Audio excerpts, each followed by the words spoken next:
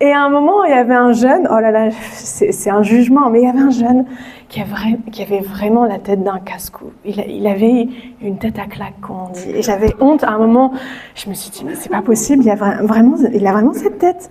Et lors d'un atelier, je me suis retrouvée à parler avec lui. Et en fait, il était super doux et super gentil. Je n'en revenais pas, quoi. J'ai été étonnée. Je me fais surprendre, hein, vraiment, beaucoup. Il y a des gens comme ça qu'on a du mal à cerner, je trouve. Et je pense que Jésus faisait partie de ces gens, de ces personnes qui nous intriguent, qu'on a du mal à comprendre, des sortes d'énigmes en personne. Et c'est pour cela qu'on veut aborder ce troisième thème de notre série « Les essentiels, Jésus ». Parce que c'est pas un homme comme les autres. Alors comme Simon l'avait dit il y a 2 semaines, je vais contredire Michel Onfray, je ne suis pas philosophe, mais bon, voilà, je vais quand même le contredire parce que quand même, grâce aux recherches en histoire, on peut affirmer que Jésus n'est pas une légende, mais une personne bien réelle qui a existé, et tout tourne en fait autour de sa personne. Dans le christianisme, c'est le personnage central de la Bible, c'est vraiment pas n'importe qui. Jésus a tellement une place importante dans la foi chrétienne qu'on a tiré de son nom le mot chrétien, Christ, chrétien, celui qui suit le Christ. Mais qui est-il vraiment, après avoir dit ça? Et comme on a fait une enquête sur Dieu il y a 2 semaines, eh bien je vous invite un peu à enquêter sur ce Jésus, cette personne si mystérieuse qui est Jésus. Et oui, je le trouve quand même, je trouve que c'est une personne énigmatique parce que Jésus disait pas mal de paroles énigmatique, il faut le dire. Il disait des choses étonnantes, et notamment sur lui-même. Il disait qu'il n'y avait pas de mal en lui, assez osé de dire ça, qu'il était parfait, sans péché.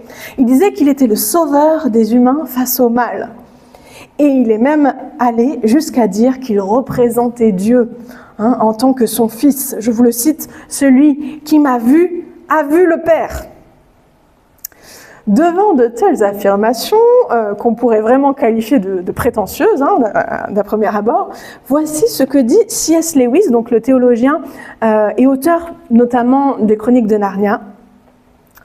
Un homme qui ne serait qu'un simple homme et qui tiendrait le genre de propos que Jésus a tenus ne serait pas un grand maître de morale. Ou bien ce serait un fou, au même titre que l'homme qui se prend pour un œuf poché, drôle d'exemple, mais voilà. Ou alors ce serait le diable de l'enfer. Vous devez choisir. Ou bien cet homme était et est le Fils de Dieu, ou bien c'est un fou, si ce n'est pire. Nous pouvons ne pas l'écouter en disant qu'il est fou, nous pouvons cracher sur lui et le tuer comme un démon, ou nous pouvons tomber à ses pieds et l'appeler Seigneur et Dieu. Mais n'allons pas suggérer quelques non-sens protecteurs sur le grand maître humain qu'il est. Une belle citation, tout ça pour dire, soit on le considère comme ce qu'il dit qu'il est, soit c'est un fou. Il n'y a pas d'entre-deux. C'est aussi osé de dire ça. Et bien justement, je pense qu'on peut un petit peu se pencher sur la psychologie de Jésus ce matin et se demander s'il était fou. On ose les choses à l'Oasis. Est-ce que c'était un fou? C'est notre première hypothèse dans notre enquête ce matin. Parce qu'il y a bien des gens fous qui se prennent pour Dieu. Non, ça existe. Vous vivez dans le même monde que moi. Ces gens peuvent même donner l'impression d'avoir toute leur tête.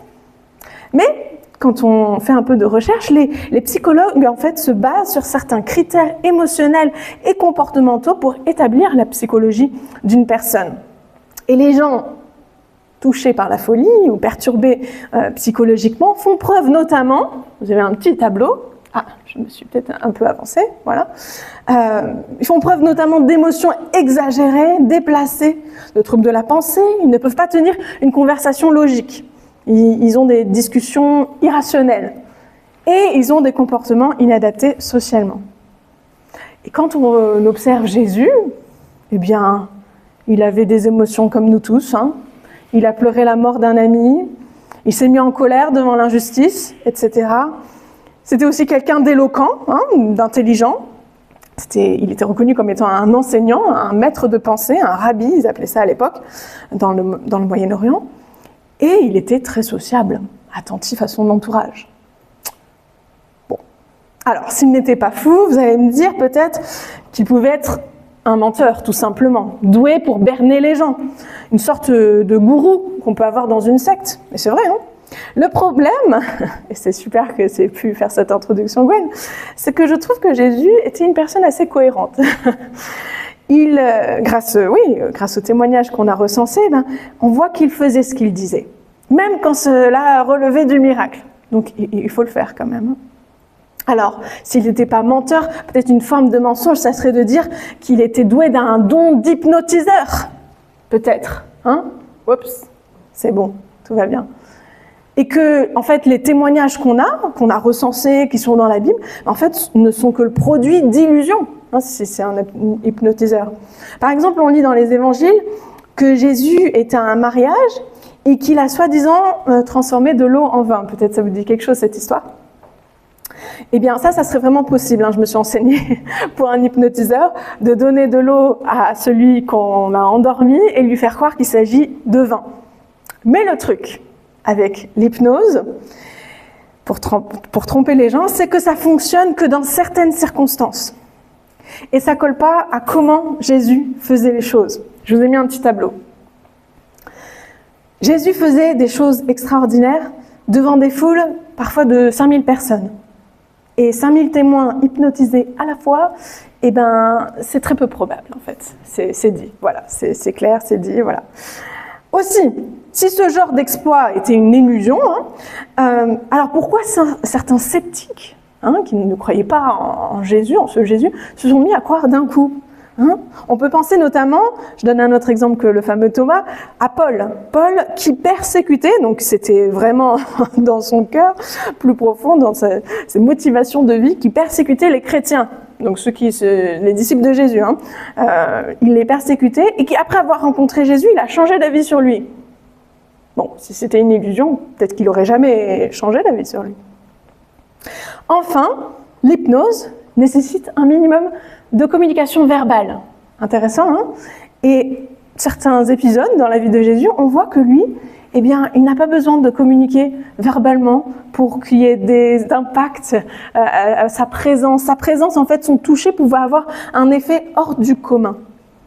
Donc, l'hypothèse d'un hypnotiseur, pour moi, elle ne tient pas la route, encore une fois. Et Jésus demeure encore une énigme pour nous. Sauf si on osait émettre l'idée que Jésus n'était pas comme les autres humains. Oui, il avait tout l'air d'une personne comme une autre, il avait un corps humain avec des besoins, il avait des émotions, il avait un métier, il est né, il a grandi, il est mort. Mais quand même, on voit dans son histoire pas mal de choses inhabituelles. Ça revient souvent, sa sagesse dès son plus jeune âge. Et puis on se rapproche de la période de Noël, des manifestations quand même assez étranges autour de sa naissance. On peut se souvenir un peu des histoires de Noël. Et puis aussi sa relation particulière et intime, comme on n'avait jamais vu avec Dieu. Tout cela peut nous pousser, en bon enquêteur que nous sommes ce matin, à faire l'hypothèse, folle, certes, mais peut-être logique, que Jésus est Dieu fait homme. Ouais. Pourquoi? Parce que quand on lit la Bible, on voit que la description qui est faite de Jésus est la même que celle qui est faite pour Dieu. Ils ont les mêmes caractéristiques. Et ça, c'est pas avec d'autres personnes dans la Bible. Vous pouvez chercher, vous me direz. Comme Dieu, Jésus est entièrement bon. Comme Dieu, il contrôle les éléments naturels. Comme Dieu, il connaît les pensées des gens. Il faut le faire. Comme Dieu, il pardonne les péchés et il transforme les vies. Et c'est ce qu'appuie clairement la Bible. Je vous la cite. « Car tout ce qui est en Dieu a pris corps dans le Christ et habite pleinement en lui. » Et là, je ne sais pas vous, mais moi personnellement, le cerveau, il commence à chauffer. Ça va? Parce que, donc, si Jésus est Dieu, alors on aurait deux dieux. Pour moi, c'est 1 + 1, c'est pas très compliqué, égale 2. Voilà. Mais ça, c'est contraire au message de la Bible. Donc, comment on s'en sort avec tout ça? Alors, les amis, ce matin, si vous deviez retenir une chose, j'aimerais dire que c'est normal qu'on n'arrive pas à concevoir entièrement et simplement qui Dieu est. C'est normal. Si on arrivait à comprendre Dieu parfaitement en tant qu'humain, alors Dieu ne serait pas si différent de nous.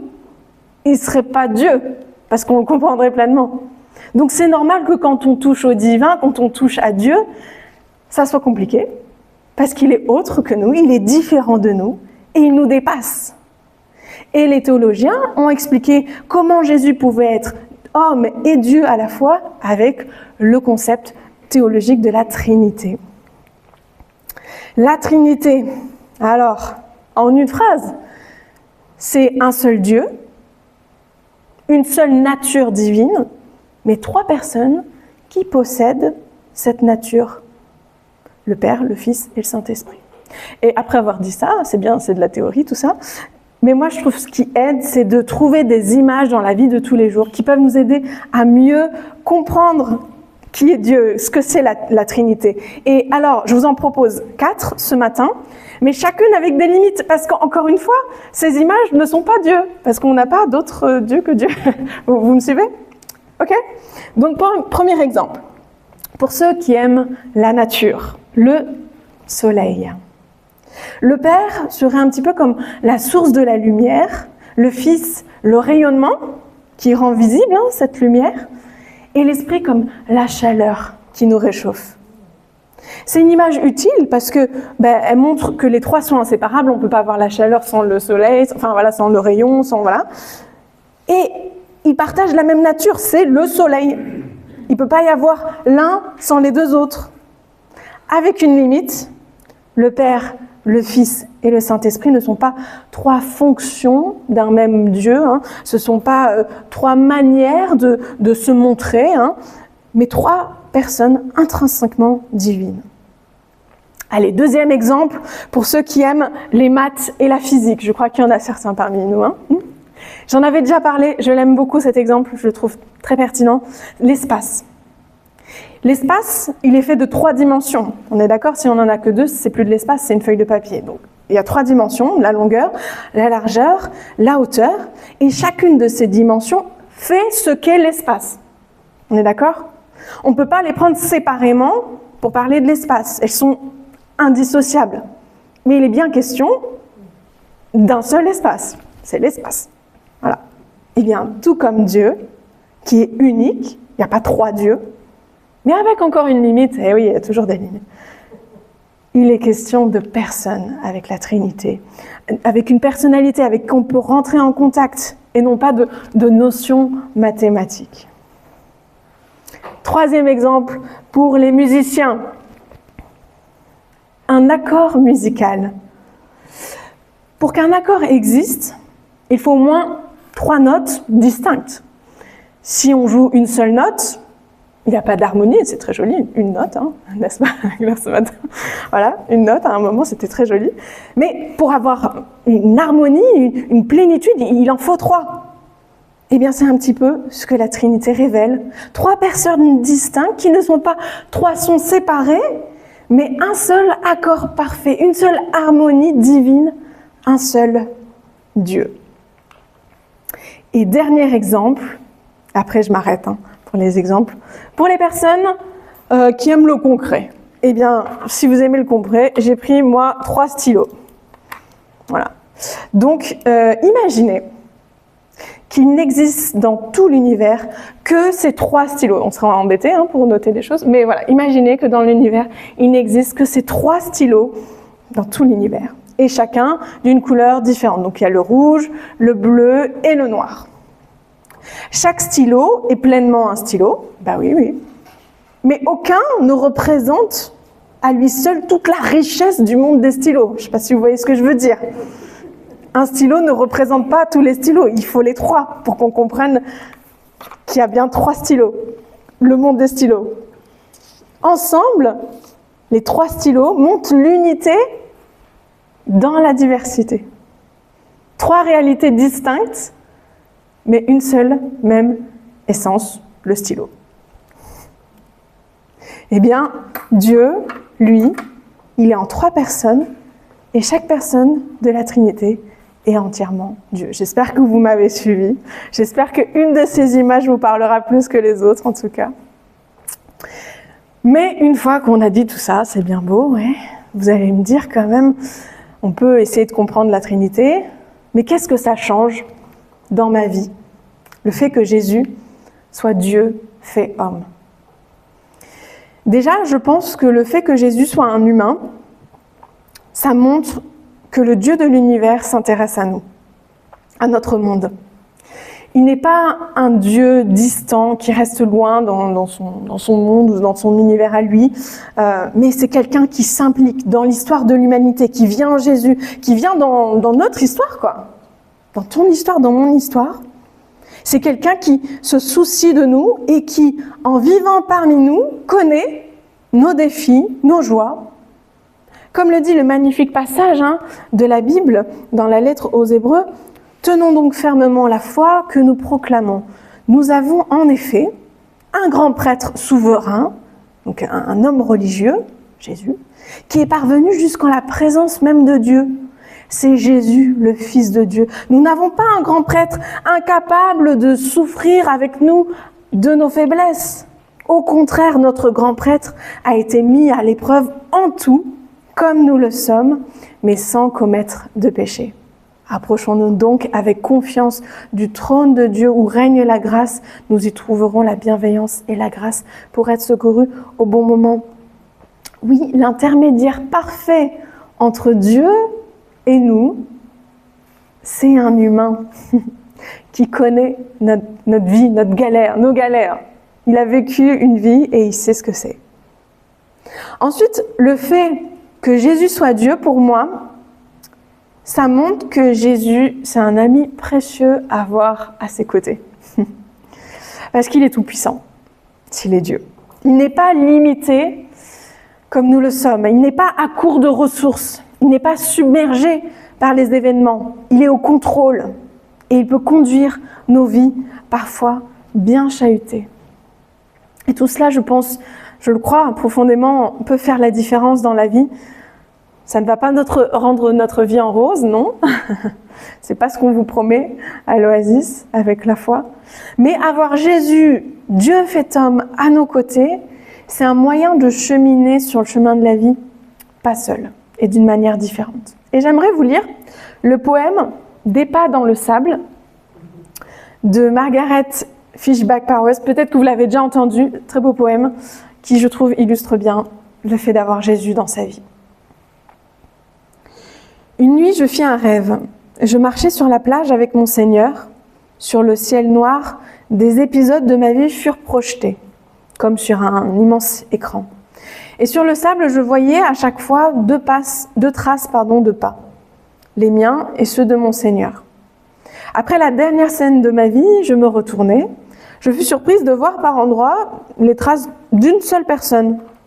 Je me rendis compte que je traversais alors les moments les plus difficiles de ma vie. Inquiète, je demandai au Seigneur, « Le jour où j'ai décidé de te suivre, tu m'as dit que tu marcherais toujours avec moi. Mais je découvre maintenant qu'au pire moment de ma vie, il n'y a les empreintes que d'une seule personne. Pourquoi m'as-tu abandonné lorsque j'avais le plus besoin de toi ?»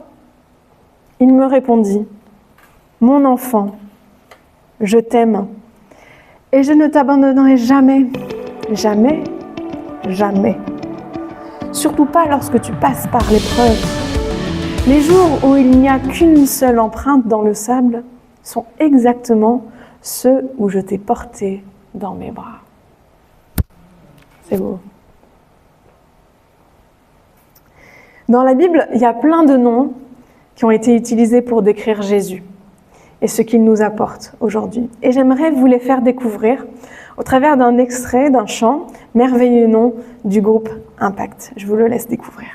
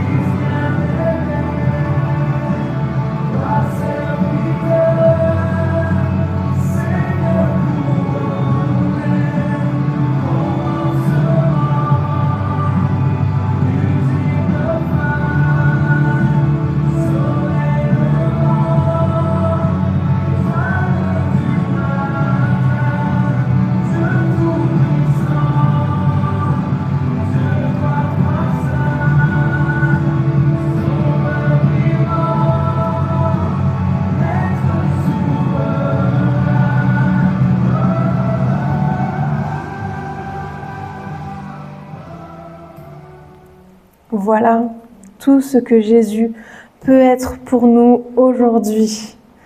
Et s'il demeure encore énigmatique ou mystérieux pour nous, eh bien, que cela ne nous empêche pas quand même de nous approcher de cet être qui veut nous faire du bien, tout simplement. Et bien entendu, à la fin de cette enquête, eh bien, vous êtes libre de faire votre avis sur ce Jésus. Vous êtes libre. Mais sachez que vous serez toujours les bienvenus auprès de lui, comme vous l'êtes aussi à l'Oasis.